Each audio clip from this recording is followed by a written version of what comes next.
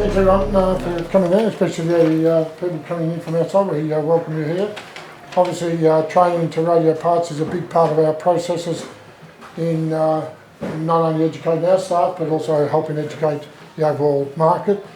Everything is now moving at such a fast pace that things change so rapidly, and especially when you're talking in what we're going to talk about today, and anything involved in networking or anything in that sort of area. So we are always finding we need to be updated and kept up to speed in these sort of areas. Today we welcome in, I will read my sheet so I don't get something on, but we welcome Scott Rawlings and Leighton Reid today to help conduct this training. They will give us an overview of where the changes in some of the products we bring in from Ubiquiti and any updates and improvements what they're doing in the market. Yep. So, thanks a lot. Thank you. Thanks. So as the introduction said, my name's Leighton, that's Scott, and today we're really just giving everyone an update on where Ubiquiti is as far as their new products they're releasing. In particular, some of their home domestic stuff, which is sort of more suited towards your home router replacements, and also touching on the new range of switches that they're released, as their switches are quite popular. And then just a bit of an overlay also of just a quick touch up at the start of their Wi-Fi products. Obviously that's what they're mostly well known for. So to start, basically just going over like Wi-Fi itself. Obviously most of you are probably relatively familiar with the Ubiquiti Wi-Fi, and basically Wi-Fi is just a method of being able to connect devices without using any traditional methods like cabling, stuff like that, and also for your IoT devices these days. So basically that's really sort of what it is, how it works. It just uses radio frequency, so that way you can connect things through walls and through other objects that may not be able to run cabling through due to potential regulations. You might not be able to drill or run fibre, so Wi-Fi is definitely a very useful tool in that department. You've got a couple of different frequencies, and those frequencies give you different benefits. So 2.4 gives you better propagation, generally better for brick houses, stuff like that. 5 gigahertz these days is typically used for more high density deployments, shopping centres, schools, stuff like that. That really comes down to the fact that you've got more channels in 5 gig than you do the 2.4. And then just a brief overview of the Wi-Fi standards that are out there at the moment. Obviously the new Wi-Fi 6 or Wi-Fi AX, 802.11ax, isn't on there just yet, but that is the new standard. Ubiquiti don't have anything in that standard just yet, and the reason being is because that standard actually hasn't been officially standardised until the end of last year. So that standard was official as of the end of last year. Anything before around November, the end of last year, all your routers and stuff that come out first, that's pre-standards based. So you may have some potential, or you might find that later on down the track there might be some features missing off that. Hence the reason why Ubiquiti and other companies generally wait until the standards-based chip is officially released. And so just gives you a bit of an overlay of the different capacities that you can get out of them. Obviously the Wi-Fi 6 then jumps up significantly. Basically with Wi-Fi 6 it's taking into account a lot of new technologies. It's kind of blending where 5G, as far as what 5G technology, that's why they're kind of hand in hand, 5G, Wi-Fi 6. And the reason being is because they use a lot of multi-carrier, the ability to talk to multiple clients at one time, and also split the actual frequencies in the way that they do the communications between separate clients rather than just having a single channel, just talking to one client, stopping, talking to another client. So really you're really talking more of a density increase than you are necessarily of a client capacity increase. You will get slight benefits for your clients, but typically it's more of a density, as you can see there. So AC, 802.11.AC Wave 2 did bring out MultiUser MIMO, which has the ability to talk to multiple carriers at the one time, or multiple clients at the one time, and the Wi-Fi 6 basically builds upon that again. So you're basically doubling the 4x4 to 8x8, and doing some neat little modulation tricks as well to increase capacity and distance. Obviously, when talking about using Wi-Fi, I always do recommend to a lot of people that it's not a fix-all solution. Obviously, if you can run wires, if you can come directly from a switch, it is the best method. So Wi-Fi is more of a tool to use when you're talking to either a lot of mobile devices, a lot of IoT devices, or if it's a situation where you're unable to run cables, basically. I wouldn't just specifically start with Wi-Fi and build every network based on Wi-Fi. I'd obviously work from the ground up. Start with your switching and your cabling, do as most of that as you can, and then use Wi-Fi for anything that you can't do that for. Wi-Fi obviously is very popular in the home, hence the reason for the new products that Ubiquiti have released, like the Dream Machine and other smaller devices. Those are quite popular and will obviously probably gain more traction over the coming years. So they're sort of taking their knowledge and their ability that they've had in the enterprise market and then building that into a domestic grade product. So it basically just gives you guys tools to go out into a domestic environment and deliver a much higher tier of performance as far as Wi-Fi. And in the case of the Dream Machine, that also includes networking and a little bit of firewall security as well. And one thing I do always like to cover off is PoE. The reason I do like to cover PoE is because it's something that a lot of people have probably heard of but might not know a lot about, and there are lots of different versions of PoE. So you have standards-based PoE, 802.3 AF AT, which is generally what you'll find, especially in like a security environment. That's what most cameras will run. There are also new standards like BT, which we'll talk about with the new switches, but then you also have passive PoE as well, which is your 24 volt or 48 volt, which is basically, it doesn't have a smart sense handshake between the device, it's just power on. And the reason I like to always cover PoE is because when you're working with passive PoE switches or passive devices, if you unplug it and then plug a laptop in, it's not going to turn the power off. Right? It's just going to it's passive, so it's just running 48 volt constantly. So you plug your laptop in, bang, your adapter in your laptop's potentially busted, or you can do even more damage depending on what it is. So PoE is always something that you should really pay attention to when you're deploying any sort of network that's going to be using PoE. Take the time, make sure you know what PoE it's using. Okay, so that's just a basic cover off on that, and we'll dive into the product suite now that Ubiquiti currently have. So obviously we're in a bit of a generation jump at the moment. As I said, we've got Wi-Fi 6 coming, you've got 5G coming, you've got a lot of new technologies out there that are going to be released over the next 6 to 12 months. But as far as what's current in the market right now, we're still looking at the UAP AC lights and the AC range. So basically from the bottom, you've got the UAP AC light. So this would be typically what you would use in a small office environment, something where it's just a small little area you're just connecting maybe 10 or 20 clients to. Obviously it is AC. The reality of it is, and this is sort of where it dives into the question of do you really need Wi-Fi 6? Do you need the latest standards? In a lot of cases, the AC standard is going to be more than enough to supply clients based on what we have capable these days, especially with NBN. You're still talking upwards of 400, 500 megabits in an AC device, and realistically most NBN connections, even business grade NBN connections, might be 100 meg symmetrical. So you're still well above the capacity of what you'll get from an internet connection. So really the question would be then is it something you're doing internally? Is there a lot of internal sharing? Are you streaming from NAS?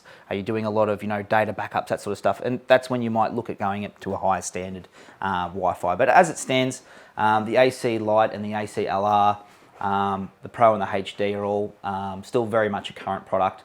The LR back there, I would probably say you would use that in an environment, again, for penetration. Long range, it has better gain antennas, which means better sensitivity. Then you go to the AC Pro. The Pro is a 3x3 AC access point, so it does have an extra chain, which means that it has the ability to deliver a little bit more capacity over what the other access points can. And it's probably the most popular out of the lot. So the AC Pro is probably the most popular. Jumping up to the next step would be the AC HD. So this is where you go from the other access points, the Lite, the LR and the Pro are all Wave 1 chipset. AC Wave 2 brought about the MultiUser MIMO ability. So the AC HD has the ability to talk to multiple clients in the one frame. So basically rather than going, taking the information and bouncing around, it's able to talk to all of you at once. So what you're really doing there is, even though each client's going to have the same amount of capacity, you're increasing density, so you can talk to more clients in one single frame without increasing your latency. So it's really more about bringing latency down, delivering a smoother system in a dense environment. They also have an outdoor range of access points, the Unifi Mesh products. So you've got the smaller version, which is just the UAP AC Mesh. You've got the larger version, which is the Pro. And the main difference again is the Pro has an extra chain, similar to the indoor unit. And those are their outdoor options with the potential to use a directional antenna on the Mesh unit, because as you can see, it's got two little bunny rabbit ears antennas you can remove. Again, this is just sort of more of their access points. They do have a lot of different access points depending on the scenarios. So the Flex HD is one of their newest ones. That's actually quite an interesting unit. We didn't have one to bring with us today, but it's roughly the size of if you go on the website, it's roughly the size of a Coke can. So you know your slim little Coke cans. So it's really small and it packs quite a punch. So those are both an indoor and an outdoor unit. So very versatile as far as what your use case would be. You could pretty well standardise on those in most cases and just whack them everywhere, inside, outside, the whole lot. And then you've got the AC Nano HDs, and the Nanos are basically just a Wave 2 version of their smaller light product. Lastly, the SHD. So they do have an SHD as well, which does have a secondary radio as opposed to the radio that you for wireless clients. And that secondary radio is constantly scanning the air. It's checking to see if there's anyone trying to set up rogue APs. So basically, someone setting up a hotspot on their phone using the same SSID and password as what the system they're connecting to. So that way they can get other clients connected to their access point and start stealing information. So that access point's constantly just checking, making sure that there is no other SSIDs broadcasting under the same SSID and password. And it's just more of again, it's just another step up on an access point level as far as security is concerned. So if you are worried about security, you want something with a little bit more security focused features, then the SHD would be the access point to look at. And then finally, we go into the XG. So the XG is their highest density products. Basically, it just has more radios. Fundamentally, that's really what you're looking at there. They've got more 4x4 radios inside them, so they can talk to more clients at a time. So rather than having multiple HDs or multiple lights, you've just got it all in a single access point. And so they're more for high density. On to some of the new stuff. So the Unifi building-to-building bridge is brand new. This uses the 60 gigahertz Wi-Fi chip. So it's still a Wi-Fi based product, but it is a point-to-point wireless product, and it does sit under the Unifi controller. The benefit of that is some of you guys might be doing Wi-Fi, and then you might be going from a building to another building, or from a house to a shed, and then you have to, if you're using the Ubiquiti stuff, you'll go use their AirMax products. And the thing with their AirMax products is it doesn't fall under the Unifi software platform. So you're managing the point-to-point stuff separately to how you're managing your Wi-Fi and your switches. So the building-to-building is really for short range, sub 500 meter distances. It is very high capacity. And they are quite small, so there's two of them in one of them boxes. We'll open that up and have a bit of a look at those. But yeah, therefore short distance point-to-point links, high capacity up to a gigabit capacity, so 500-600 meg each way, and that sits in the Unifi controller, so that way you can see that and manage that in the same platform that you manage your access points and switches. So a neat little unit. Onto the actual management platform itself. So obviously the Unifi controller is a software-defined controller, which means it can be basically installed and managed from any Mac, Linux, Windows PC. But they have themselves released some devices such as this one here, which is the CloudKey Gen2 Plus. And basically that's so if you are running it in a situation where you're not going to be running a full PC or a full server all the time, but you want to have the analytics and have the information, have the ability to jump into that controller remotely at any time, then that really brings that benefit in. So that basically, rather than having a PC running it for you, you've got the CloudKey there to run the software for you and manage it. And the new Gen2 Plus will also do a couple of other things with the cameras, which we'll get to shortly. And then as well, the Dream Machine. So the Dream Machine's their newest concept, their newest product. It actually takes basically that and puts it all into the one device. So rather than having 3 separate devices, rather than having a USG, a switch, and an access point, it puts them all into the single unit, into a very compact, as you can see, very small, compact unit, and does really quite a good job at that. So, and as far as the price point is concerned, it's really quite attractive as well. So onto their switches, routers, and their gateways. So the Unifi Security Gateway and the Security Gateway Pro, they're basically a firewall system. So obviously you've got your switches, you've got your access points, and you might want yourself a router to be able to manage, doing different subnets, or you might potentially want to block some ports to just have a bit more control over what's going in and out of your network. So the security gateways are a great little product to do that, and they do have it in the smaller version, which is probably the most popular. That's for your sort of home, your home to SMB market, and then you go up to your Pro 4, which is sort of more designed for a rack environment if you're in a fully medium to large business sort of deployment. So as far as the differences between them, they functionally do the same thing. The difference is the actual punch they've got. So obviously the Pro 4 is able to do more things, or do the same things, but have more traffic and everything running through it without having the same performance hit as the USG. So the USG, the smaller version, really more for your home sort of market, not necessarily designed to be doing lots of different firewall rules. So, okay, onto their switches. Now, we did leave the original switches they had on here because they are still shipping them. They are moving to the new range of stuff, which we'll get to in a second, but they are still shipping the old ones. And basically, you've got your PoE 24 and 48 port devices, and they come in a range of power outputs. So 500 up to 250 up to 750 watts output power. And that's really dependent on what it is you're running. Obviously, most devices only really pull around 8 to 12 watts, so the lower wattage is good for most deployments, but if you are running PTZ cameras or something that is pulling a lot of power, then you will need to go up to the higher wattage. They also have the non-PoE versions for if you're not really using PoE, you're just doing some basic switching. And then they have some smaller versions as well for your more small domestic grade sort of deployments. So they're your 860, your 8150. And then we also have some 16 port XGs. So the XGs are for basically, if you had a deployment where you had potentially a multiple rack of 48 port switches, right? You wanted to bond them all together, you want to trunk all the switches together. The XG's got 16 10 gig ports, so you can basically trunk all the 10 gig ports on the side of the switch and have them so they're all running through the one platform, rather than having to try and trunk them through the Ethernet ports or trunk them separately. So it just makes it a little bit neater. Or if you're having a situation where you're running fibre out to a lot of different buildings, the XG is a good unit for that as well.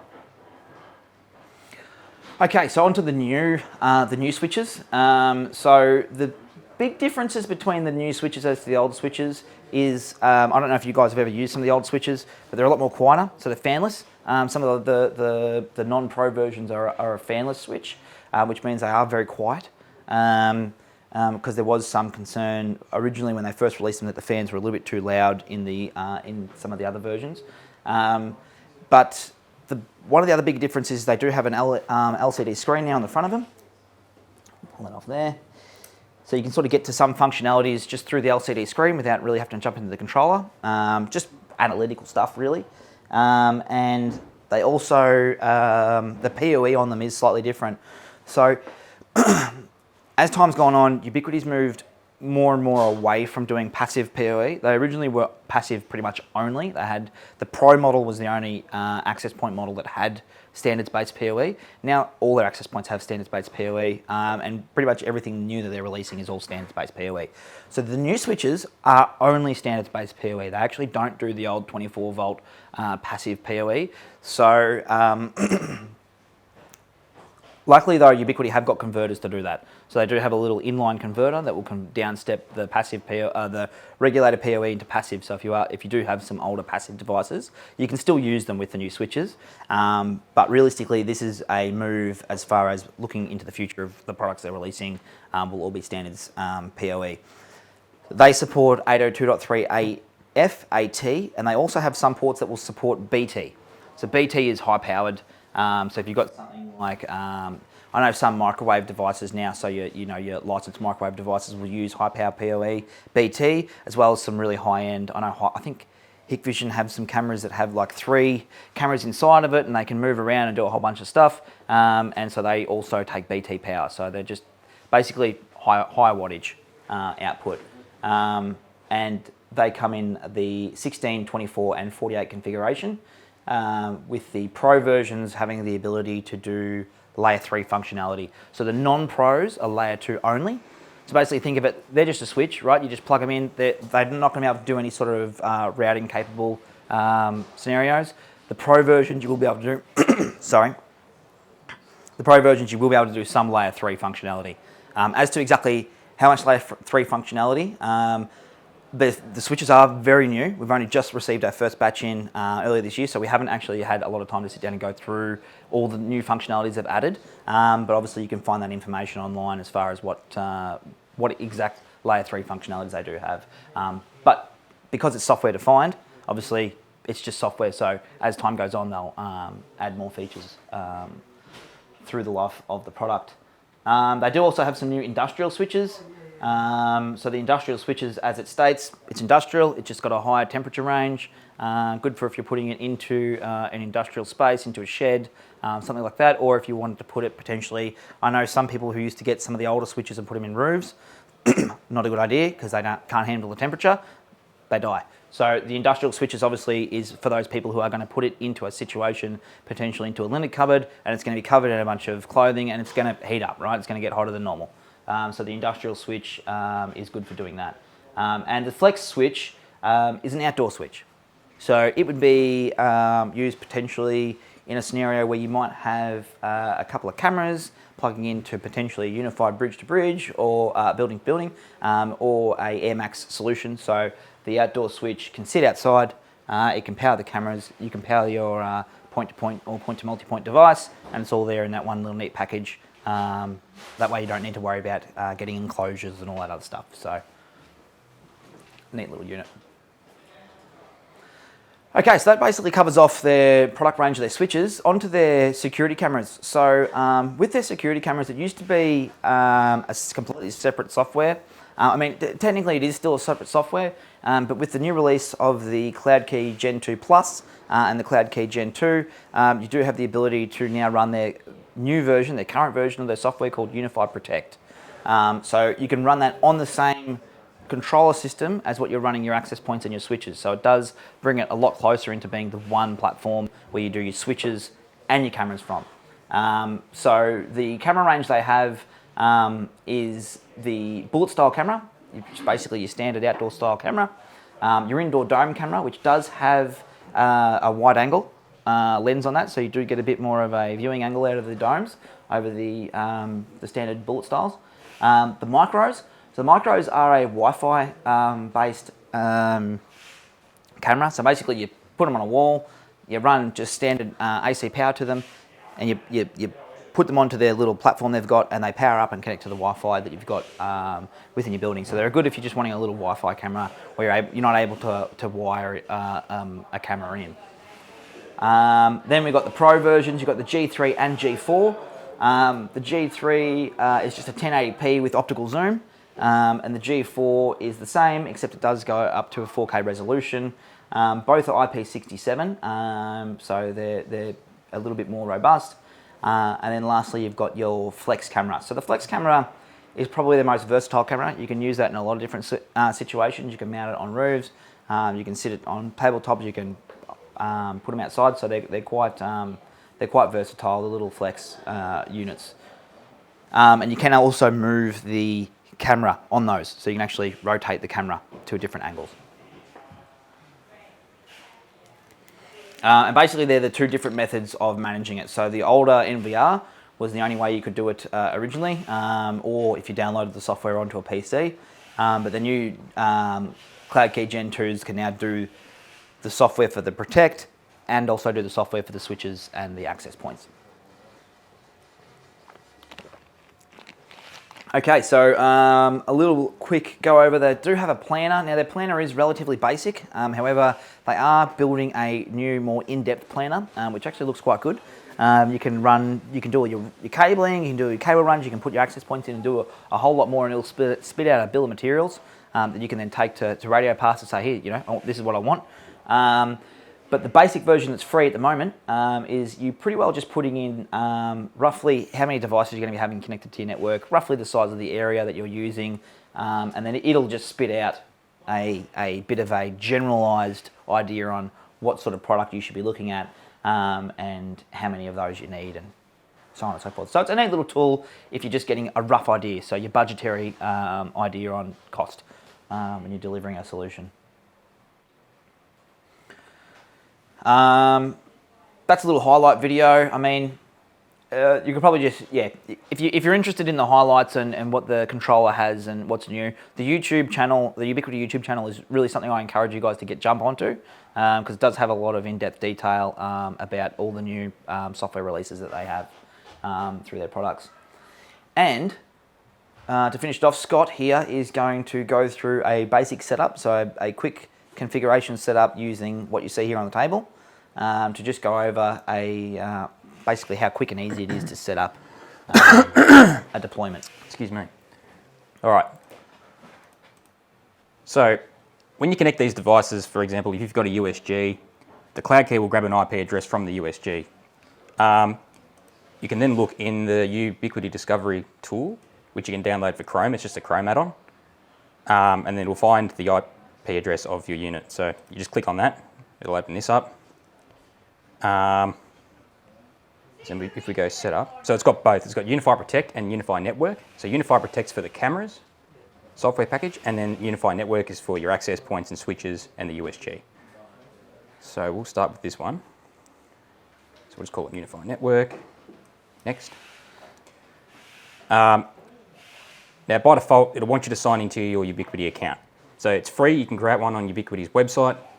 It allows you to connect it to a cloud, a hybrid cloud.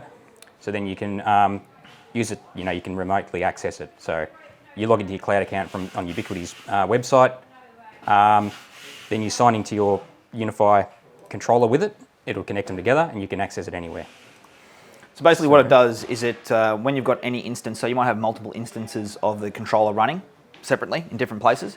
You have a cloud account. What it does, it's not hosting anything necessarily on the account, but it's creating a hybrid VPN portal. So basically it's putting them controllers onto that cloud account, and it's just a simple click and it'll VPN tunnel into that controller from your phone, from wherever you are. So basically it's just a VPN tool that they have that basically puts all your controllers in the one spot, easy to access. So, and like Scott said, it's free.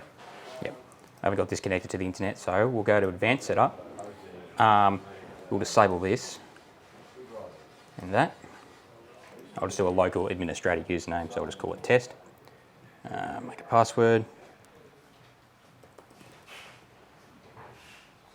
With the password, you do have to put in a relatively strong password. If it doesn't think the password's strong enough, like password 123, it's not going to be happy and say, nah, this isn't strong, try something else. I don't know why the back button's there, that was weird. Oh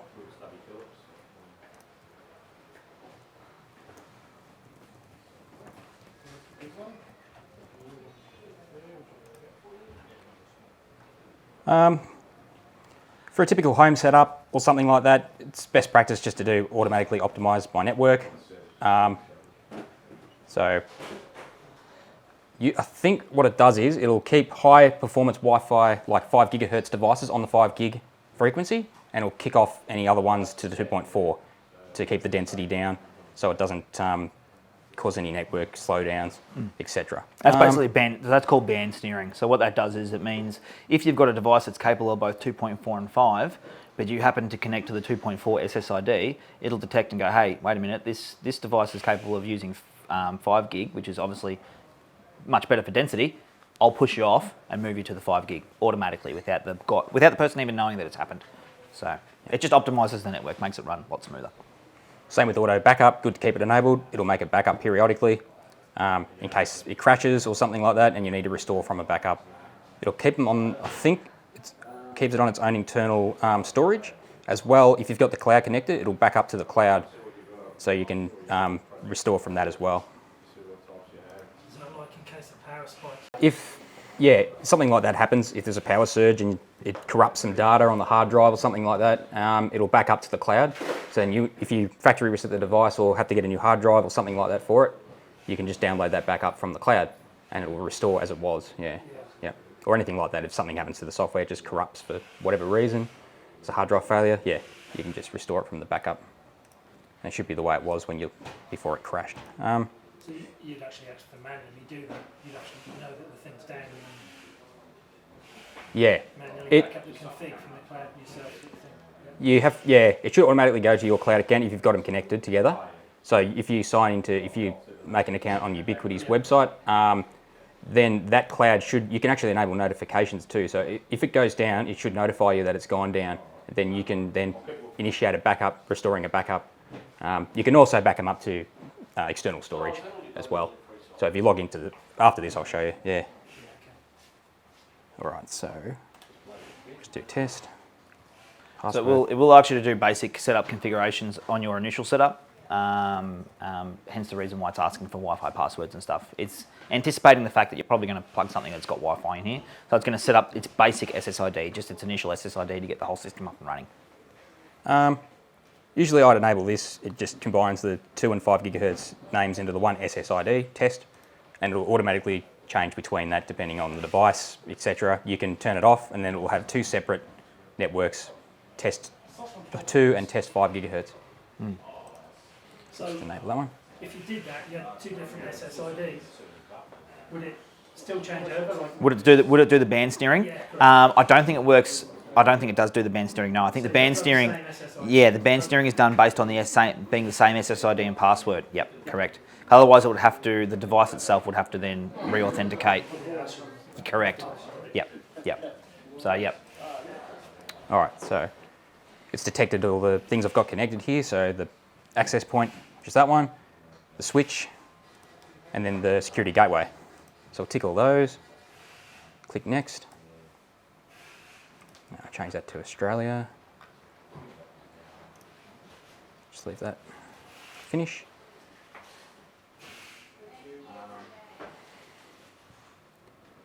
We'll do a little configuration and cool, so it's just provisioning now. So what it'll do is it'll assign IP addresses from the USG to the other devices. So these have already got IP addresses, but it'll just figure itself out. And then the USG should also have 192.168.1.1, which is a default router password most of the time. You can change it to whatever you want after it's finished. But I mean, that's really about it, right? That is about it. That's about it. So that's really how simple it is to just configure a really basic. Obviously, most of you probably aren't going to do something that basic, but it is that quick to just get the system up and running. And at this point, you can plug other devices into this switch. The USG is going to hand it passwords. You're going to see all that information come up on the system. The switch is running. The access point's running. It's got a Wi-Fi signal that's now shooting out, and realistically, your network's up and running. So obviously, when we went through that, and he goes through each bit and piece of it, it took a little while. But once you know how to set a controller up, it literally takes a few minutes, like 2-3 minutes. Go through, set your passwords, away you go. So, and then it's really just diving into your own personal tweaking of that network, whatever you're using it for. If you need to configure VLANs, if you need to configure anything like that, then you can go into that side of it. Or obviously set up the USG, set up firewall rules, that sort of stuff. So, I'll show you the backup since I was going to do that before. So you go to the backup here, and you can download a file here, which will be the backup of the current state of the controller. So you can just do settings only, or you can download analytical data from the last up to the year, or no limit. You can do the whole lot from whenever it was first initiated. Then you can also restore a backup by going upload file. So we'll just download it.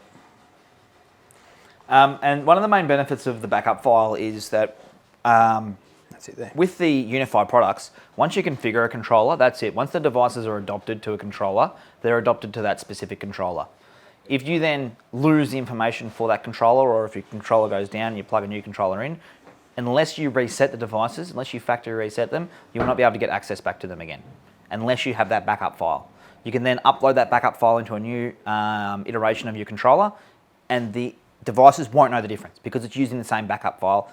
It has the same encryption file inside it. They then jump onto that. So if you don't have a backup and your device, your controller for whatever reason fails, then you will have to reset the devices and start from scratch.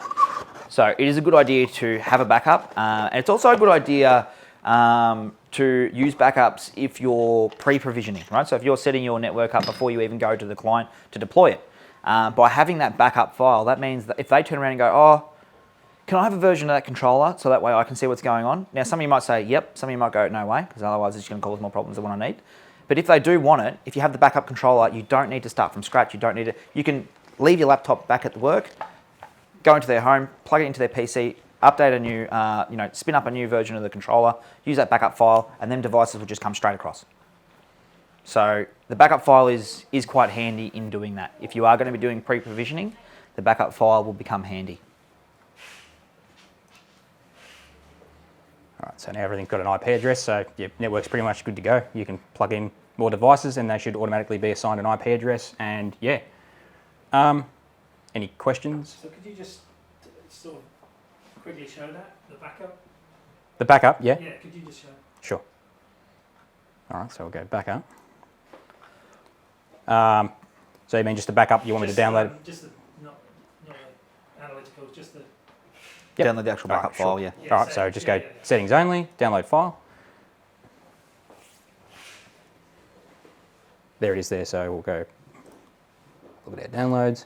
So it's a UNF file, which is the backup file. You can put that onto an external storage device, leave it on your computer or whatever, and then you just go back to here. What have we got? You can do it through here, or if your controller's completely crashed, you go from the beginning. There was a little backup link. I was going to say, do you want us to quickly do a quick reset and use the backup file to just spin up, get it happening? Because that is something that probably may happen. Yeah, that's what I mean. It's important. It is an important piece of the software itself. Is that backup file? So, okay. So if I go,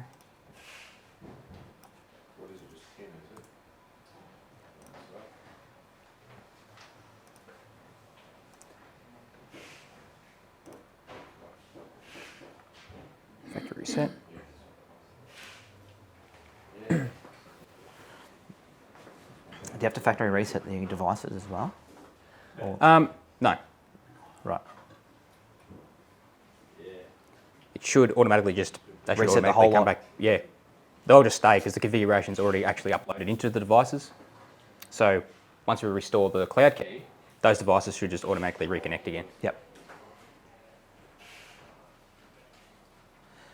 So obviously, as it is, even though the controller is not currently running or is factory resetting it, them devices are still running as if the controller was still sitting there. The big difference is, if you were running, like say, a ticketing system or something where it was keeping track of analytics, that functionality is lost. But as far as just the basic configuration, it's going to still motor along. You can plug other devices in right now, and that'll still sign an IP address, and it'll still work because the basic configuration of the setup is saved within the devices themselves.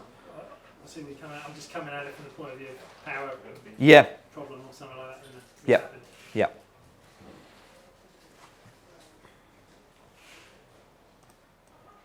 Thank you.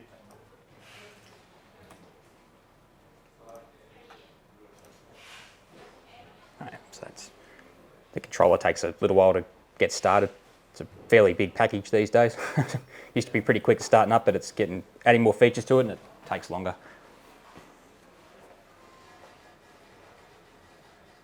Just got a quick question for you. Yeah. The outdoor units with the diversity antennas, if you have a directional antenna on there, do you have to have two, or is one transmit, receive, and one receive? Oh, you mean the directional antennas for the outdoor units? If you have external antenna, do you have to have two, or can you just do it with one? The UMAD, which is the ones they supply for them, they could do 2.4 and 5 gigs in the one, and it's send and receive. You don't have to have two separate antennas. They're a dual they're a directional antenna, but they're a dual polarity antenna, so they can send and receive. So, but basically, so it's only one port, so you only just connect to one port on the SE. You're still connecting to two. Yeah. So the question about the antenna would be the UAP ACM has two separate antenna ports that they unplugs, and the UMD has two fly leads that come down and go into both of those ports. Yep, yep. As far as whether you need both antennas or not, to answer that question, the answer is not really, no. The device will still connect to it, but it'll only be on a single chain. By having two antennas or having two chains, you increase the ability for redundancy, so it'll either send the same package on the two separate paths, or if you're achieving high order modulation, it'll send two separate lots of data on one chain and on the other chain. So that's basically how you increase capacity, right? So the older versions of Wi-Fi, like 802.11b and G, were only basically one by one, so they didn't have multi-user MIMO or MIMO capabilities. So, yeah. All right, so we'll go restore from a backup. Now, if the backups are just stored on the device, like it'll periodically do a backup, and if they're still there and they haven't been lost, you can just, it'll list them here, and you can just click on one of those. So we'll upload the file this time. That one. Confirm. Take a few minutes, I think, to restore the backup completely, depending on how big the backup is. If you've kept the data retention from a year, it'll probably take a while, depending on how much data's in there. No, that's why I said only do the settings. Yeah, Yep. yeah, that's it. Yeah. I don't know. Oh, well, there wouldn't have been much data in it anyway because it's Yeah, brand new, no, but no. yeah, I know what you mean, yep.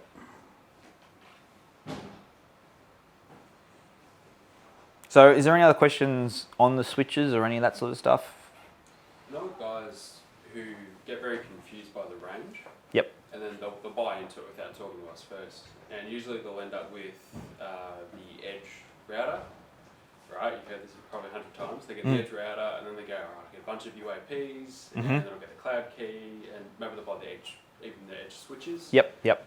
And then they tell me about it. I go, oh, you should have just bought the USG. And they go, oh, I thought that was like a security firewall thing. Oh, it's a router too. You know, They don't know, yeah.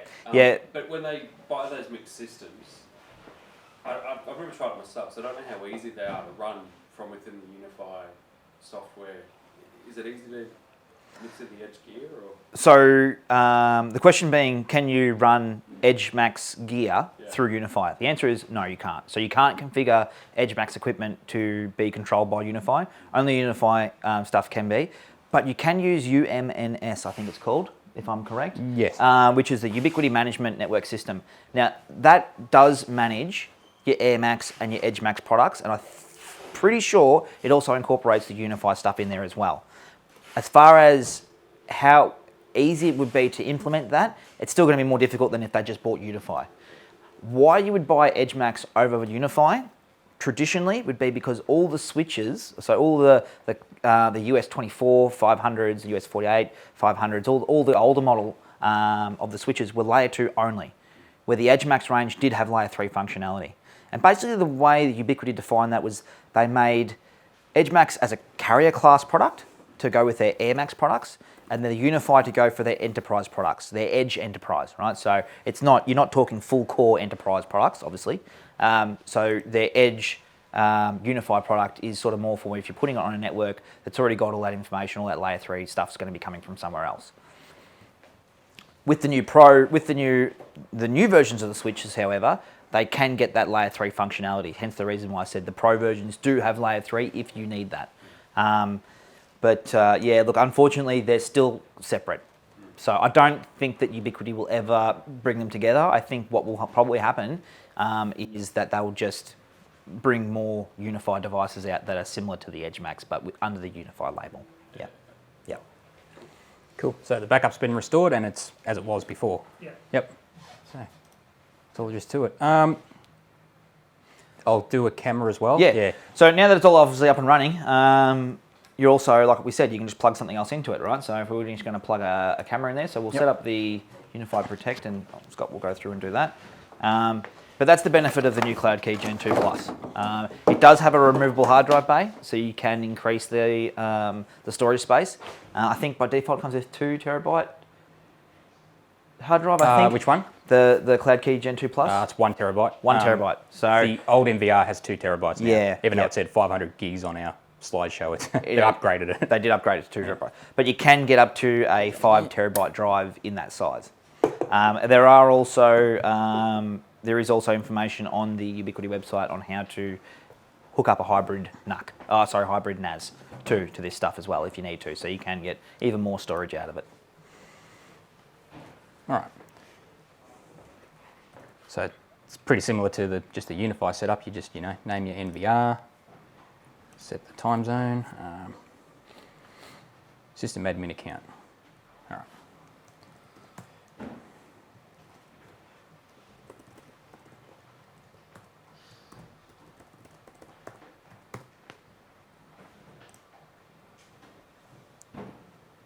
There you go. And then the camera's already been detected there.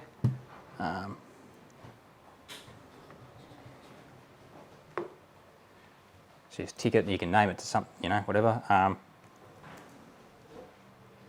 Test camera.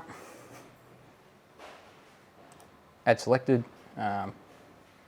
This happened to me when I did it. Yeah, I think it must be a bug in the current version of the firmware, but it works. It comes back. It comes back. So you can link to your cloud again, so you can access the NVR over the cloud, hybrid cloud, and you can use your phone app and all that as well. So if you log into your phone app with your Ubiquiti account, it'll detect this NVR over the internet, and then you can just connect to it and have a look at the cameras and what's going on, look at the recordings, etc. We'll skip it for now. Setup is complete. All right, so it's updating. So usually it'll update its firmware version if the firmware on the controller itself is they come bundled with a firmware version on each controller release. So I've updated the controller last night, and the camera's an old version of the firmware still, so it's updating now. So it'll automatically update the firmware, basically. If you plug something in that's older firmware, and it'll plug it in, give it a few more minutes, it'll update the version that's current with the controller that you're running. So it's already finished, so just have a look at there you go. Now it's a bit, we'll change it to full HD because that's just 720p. There you go, it's a bit clearer now. And that's it. You can take screenshots and full screen. Change a bunch of settings on it like saturation, sharpness, etc. What's there? So you've got your live view. So if you've got multiple cameras, you can set this up, pick a layout. Next, drag and drop the camera to here, and other ones to different ones, and then you can watch them all at the same time. So as far as accessing them to watch them, you do need to log into the IP address. So they still don't have any functionality to output directly to HDMI or DVI or any of that sort of stuff. So it is still a system that you would monitor by having a PC logged into the actual controller itself. Do they have an RTSP stream? Can you get an RTSP stream from the cameras? Yes, you can. So if you go to, I'll click on the camera, it comes up with the settings bar here. So if you go general, I think, no, manage, here you go. So RTSP. So you can enable 1080p, lower resolutions, and should punch out it'll give you an IP address and a API key at the end, or whatever it is, and put that into VLC media player or whatever, and you should be right. Best way to view it from customer's phone? As far as what, viewing the camera, or yeah. So I mean, like if you wanted to view the camera, you can view it through the phone app. Being that it's all housed onto the controller, it's really any method that you want to get to it. I mean, if you want to use it through the app, then by all means use it through the app. If you want to access it through going into the IP of the controller and have it running on monitors, then you can do that as well. So I think the idea is basically you've got a bunch of different methods, right? Because it's not analog, it's not fixed, it's not like it's only spitting out of one port. You can access it and have multiple versions of that access running. So you can have it running on a screens. You can then also jump into it through your phone as well. So yeah, you can sort of access the cameras whichever way works best for you and for your client. Yeah. Did you have a Wi-Fi camera? So there is a Wi-Fi camera, yeah. So the little micro, the UVC micro is a Wi-Fi based camera. Yep. So anyway, they work really quite good actually. So Penetration, what do you reckon? yeah, I mean, I wouldn't be trying to go through too much. They are only quite small, but in saying that, they're decent, So I mean, I think we've got some sitting downstairs, downstairs foyer, and the access points upstairs. and it's going through the flooring and all that sort of stuff, and it's still connected. So it's decent. I wouldn't try and punch it through brick walls or do anything too crazy. Again, it is a micro device. It's only quite small, so it's not like it has, you know, a great deal of penetration. So no plans to have anything with external antennas or anything like that? I don't think so. Look, as a general rule of thumb, I wouldn't use Wi-Fi on cameras in a real installation anyway. Now, I would use wireless, right, but I wouldn't use Wi-Fi. Now, the reason I make that distinction is because Wi-Fi is a best effort approach, and it will prioritise, or more importantly, it won't prioritise the camera over someone who's just streaming YouTube. So if you've got cameras connected to your access point that you've also got clients running around connected to using that, your camera's not going to have any extra priority over the people who are just streaming normal stuff. So in that scenario, I would say you're better off using something like their EdgeMax solution, where you would have cameras that are fixed, then run into the EdgeMax product that then shoots a wireless signal back across. And that has much more penetration because obviously the devices have a range of different antenna styles and all that sort of stuff. It's an extra step, but the difference being that you do have priority over that. You can set, you know, QoS and all that sort of stuff across that. What do they run on? What frequency do they run on? The EdgeMax products? Yeah. The EdgeMax products cover both 2.4 and 5 gig frequency.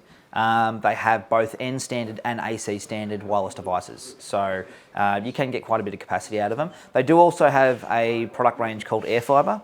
So the AirFiber range is their custom silicon-based products, which means they don't leverage Wi-Fi chipset-based technologies. That gives them the ability to be a little bit more comfortable in like interference environments. Yeah. It also gives them the ability to be able to have like different TX, RX frequencies up different ends. And they also have a 24 gigahertz product, which is for a high capacity license-free deployment as well. So they have quite a lot of different options. I mean, realistically, Ubiquiti covers anywhere from your 2.4 all the way up to your 60 gigahertz in reality, because you have some 60 gigahertz stuff there. So I would say that would be potentially be a better option if you wanted to do Wi-Fi, but as far as penetration goes, 60 gigahertz doesn't penetrate anything. Anything. So you put some trees with a little bit of shrubbery in the way, it's not going to work, right? So you've got to have a clear line of sight when you use 60 gigahertz. Rule of thumb is, I mean, it's not exactly this way, but rule of thumb is lower the frequency, better the propagation. Higher the frequency, the worse the propagation. So 2.4 propagates better than 5, and obviously 5 propagates a hell of a lot better than 60. So this commercial, the 2 units, the yep. brand units. What is the penetration like on them? You said it's sort of okay. No penetration. So yeah, 60 gigahertz doesn't have any penetration. So the Unifi building to building, like any other 60 gigahertz technology, it's not just Ubiquiti, any other 60 gigahertz technology has no penetration. The interesting side of that is we're going to start seeing 60 gigahertz, part of the 5G, part of the Wi-Fi 6 rollout, being something that's going to start being in our phones. So that actually is a Wi-Fi chipset based product. Even though it's 60 gigahertz, it is actually Wi-Fi based. The reason being that they're going to use it in more Wi-Fi deployments is because it doesn't propagate. So you can have an access point in each room, say in a hotel, right? And you can pretty much have all of them on the same channel, and they're not going to penetrate through the wall into the next room, right? So it creates smaller cell sizes, which then increases density. But yeah, 60 gigahertz, like I said, I wouldn't even put not even a few leaves in front of it. It's not going to be happy. So they do also, you will also have rain fade on 60 gigahertz and oxygen absorption as well. So again, sub 500 meters, realistically I'd be looking at the 200 meter range.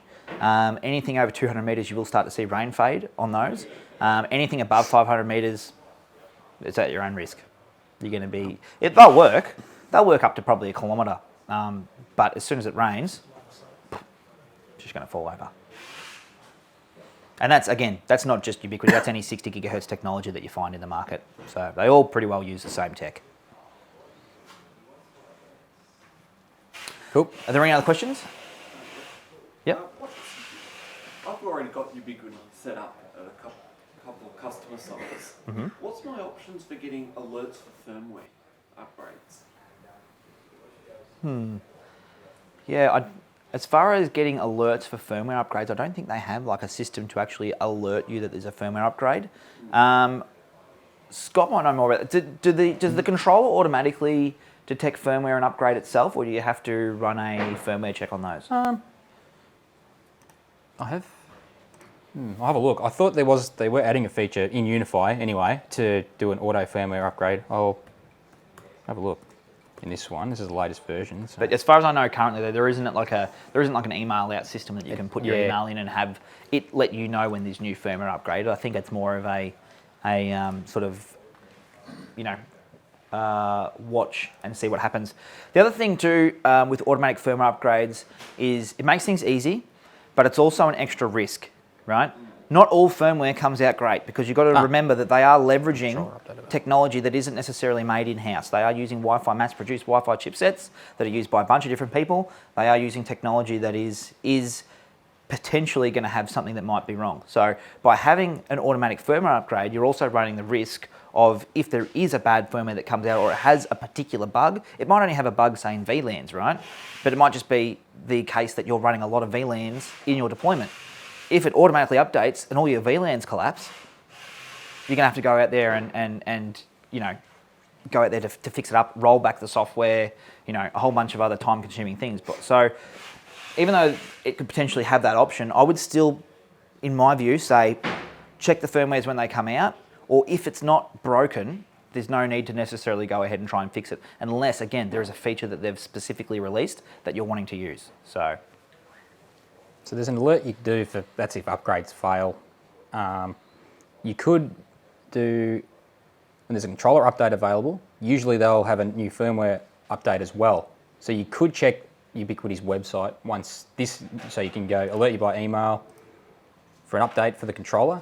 Then you can check Ubiquiti's site and there's probably a new firmware update as well, and then you can check the change logs as well. Yeah, so it's not really a true notification of what is in the firmware update, but it's something you can do. let you know something's happening. Yeah. Is there a way to do real-time stats, like which device is uploading, downloading the throughput and so on? Yeah, yep. So especially with the ability of using the USG, probably one of the main benefits of the USG having that on your network is you do also have DPI, so deep packet inspection. So you can see what client's doing what as far as upload, download capacity. You can then also have a bit of a look as far as DPI. Obviously, you're not going to get information on what they're doing with that, but you can see, okay, they're using Facebook, or 90% of my traffic is through Facebook, or 90% of my traffic is through YouTube or Netflix or whatever. So you can break down the traffic into those different variables, and that's accessed through the USG. So without the USG, you cannot get that on its own. That is a USG-based function. So was that live there, the screen that you had before? Because at home I'm using the USG, and previously I was using like advanced smartphone on another router, and then I could literally see which device was, at the top of the list, consuming most of the bandwidth and exact download upload speeds. Yeah, I mean, is that live, that one there? Yeah, that'll be live, yeah. Yep. There won't be much going on because we haven't got much connected there's to it. no but internet connected or anything, so yeah. You can check insights as well, which will show you clients and stuff that have been on your network in the past as well as what's. Yes. Yeah, filter people off, or see what's going on if someone's taking up a lot of bandwidth or doing something you don't want them to do. Yeah. Make sure DPI is enabled because that'll enable all that kind of stuff. The clients thing still works without it, but for insights and statistics, you'll have to have that enabled. Sometimes it can get disabled and then you won't get any of this stuff at all. So yeah. Yeah.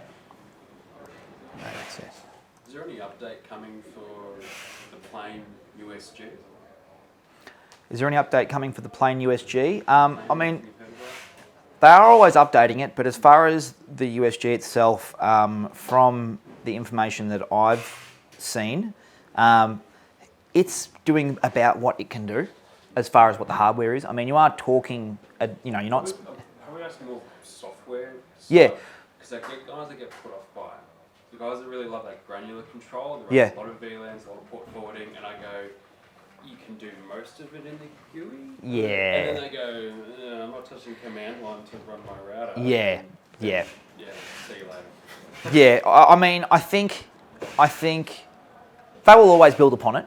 So it's always something that they're going to be building upon. As to whether they're going to make it more granular, again, comes back down to the fact the hardware isn't really capable of probably being able to have that sort of itself, and there's probably a lot of features that the reason they've left it in CLI is because I know that if you do enable some of them features, it slams the actual ability of how much traffic can run through the USG. So if you start doing some sort of high level firewall rules, that USG in particular is not really built to handle that. So I would say, realistically, the pitch of this product is for your home and small to medium business. Nothing big. You know, office with maybe 5 or 6 people in there, and not doing anything too crazy. If you are going up to that high level of firewall, then the USG might not be the ideal solution.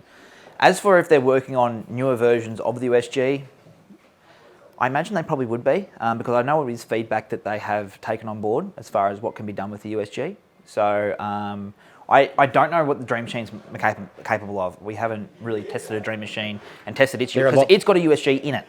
And I know that as far as what's actually in a Dream Machine it is really quite powerful, especially for the price point and everything that it's at. I mean, you're talking a 4x4 Wi-Fi access point, so pretty high up there as far as the actual Wi-Fi goes. The USG is meant to be more capable, I believe, as well inside of it, and the switching side of it too is quite good. So, yeah, it uses, well, it's got a better processor. So it's got a better processor. You can handle like this threat management, for example. It's not recommended to enable it on an old USG, as it states there. It'll limit your throughput, and if you're doing a lot of VLANs and firewalling, it'll just choke it, and you'll have dodgy. Yeah, you'll put up with some pretty bad slowdowns. So yeah. The Pro version does handle it better. I was going to say, yeah. Is the GUI better in the Pro as well? The GUIs are the same. So the GUIs are fundamentally the same across the board. So if you are still doing that high level stuff, CLI is still the only way to do it, which again does scare some people away. I don't know. Me personally, I wouldn't probably jump in there and try and do any CLI either. But yeah, it's pretty well the same software. You're just talking different punch capabilities, different hardware capabilities. So.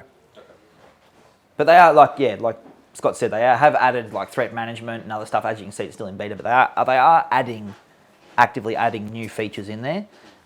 It's just one of them situations. There's no point releasing something that's really great if when you enable it, it falls over. Yeah.